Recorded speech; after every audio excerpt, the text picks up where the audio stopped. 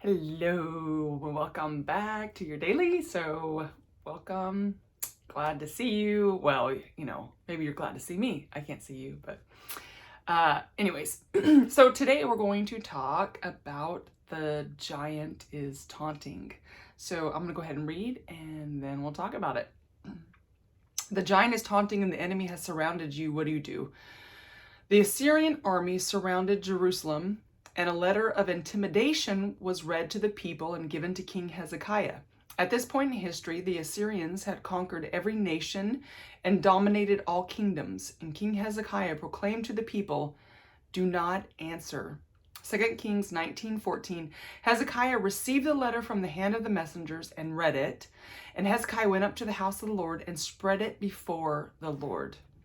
Hezekiah spread the lies, the taunts, intimidation, and the bullying in that letter before the Lord and prayed earnestly.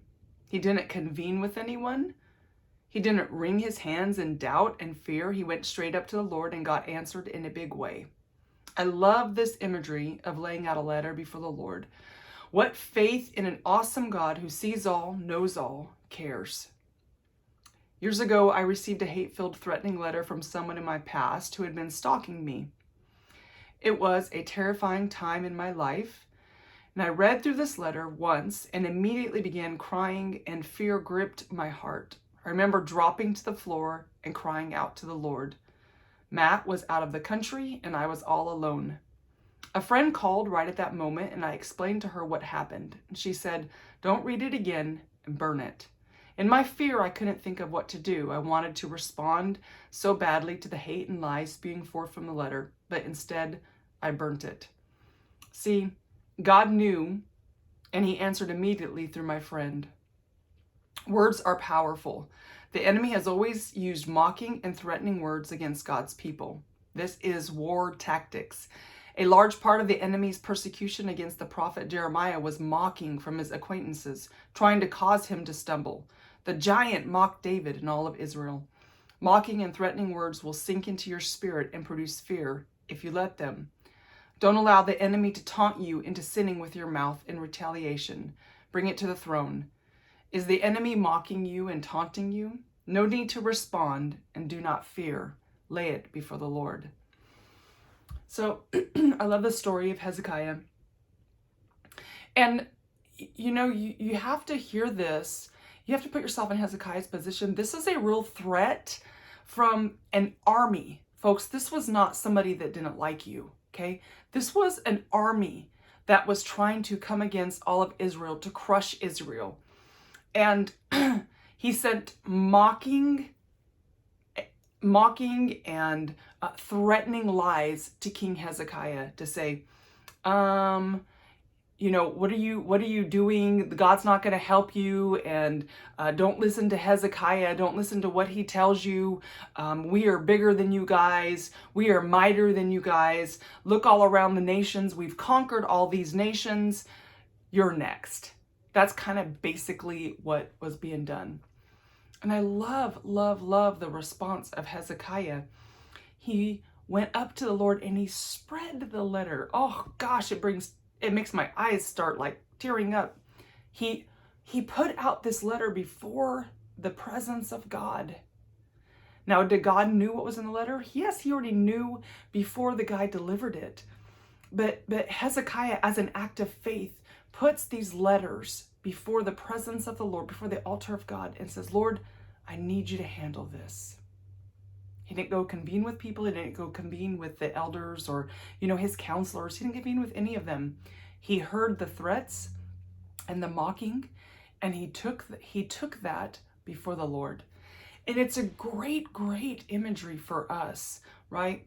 And I did share a story from my past. I was involved in a relationship with somebody that was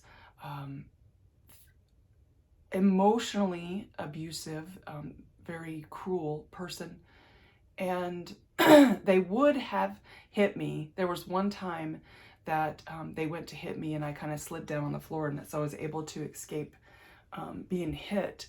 But I knew that they were capable of that, but I did not. I really didn't know how capable they were of some of the things that they did. They hired somebody to stalk me. Well, and he stalked me himself, but he hired people to come after me as well. He hired a private investigator. And so it was a very terrifying time in my life. He told me these things, and I remember I would see, I remember I was in a town probably a couple hours away, and I saw him, and people I was with said, no, that's not him. You're not seeing things, but it was.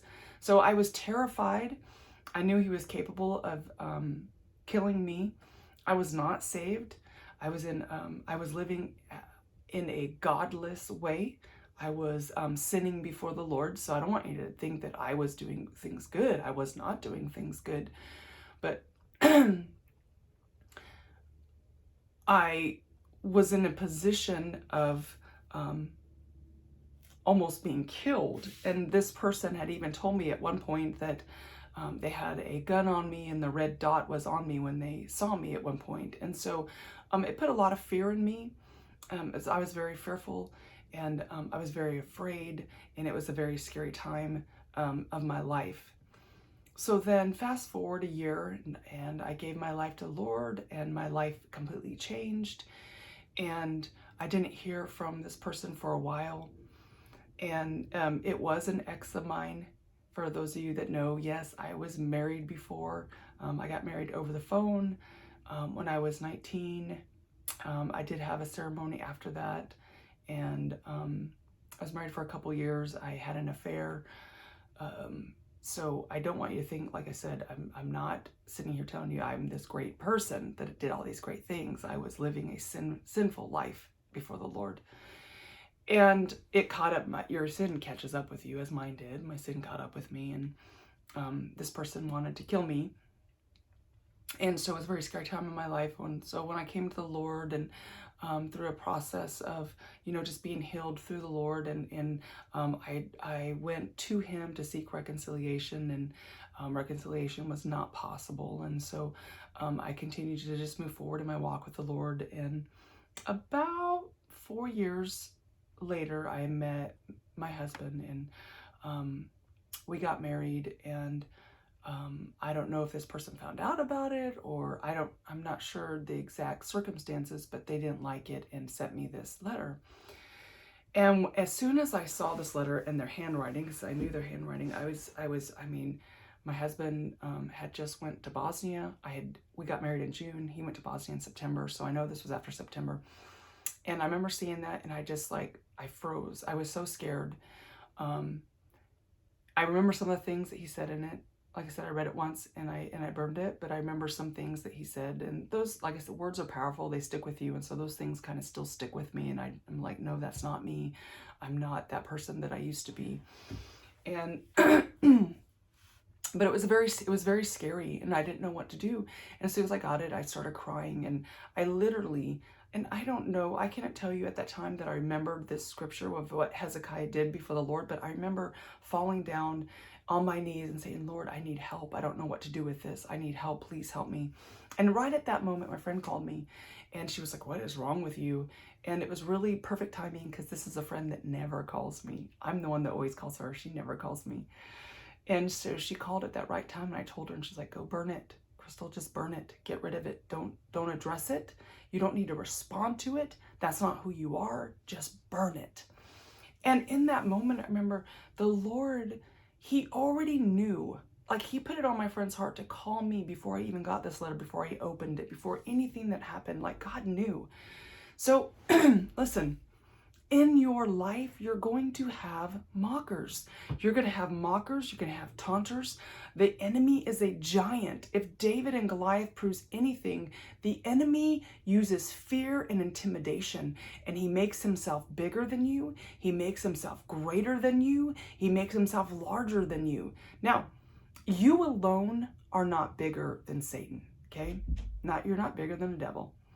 Demons are powerful. They're supernatural. So you want to make sure you're not doing this alone, but on the strength of God. And this is what David did.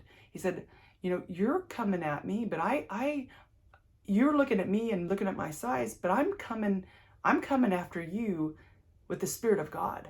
And so it's this mindset that says, I have the Spirit of God inside of me. He is bigger than my problem. He is bigger than the mockers. He is bigger than the giants. Me, myself, I can't do it. But with the Lord, He is greater. He is greater. Greater is He that is in you than he that's in the world. So in the case of mocking and intimidation, and folks, if you haven't got this kind of stuff yet, you will. As a Christian, you will. They will mock you. They will try to intimidate you. And the mockers in Jeremiah's day, they were trying to cause him to stumble with his words. So this is why I say you don't retaliate. You don't say anything back. You don't respond. You don't have to respond to threats and mocking and intimidation. You don't have to respond to those things. Same thing like on Facebook, folks. You don't have to respond to the mockers. You don't have to explain yourself. Just don't respond. It ain't worth it.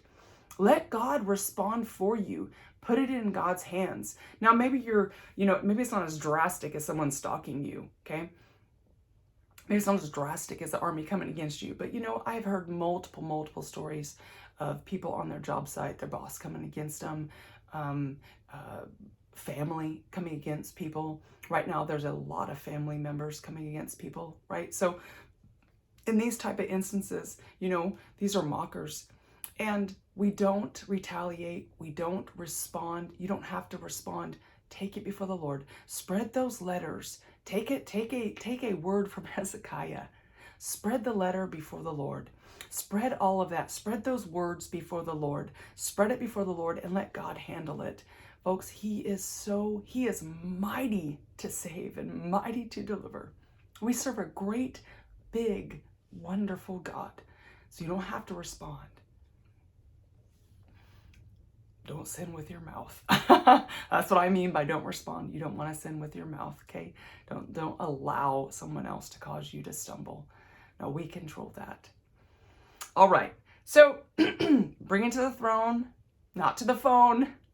You don't have to call anybody. Go to the Lord. Put your letter before God. Let Him handle it and let Him respond.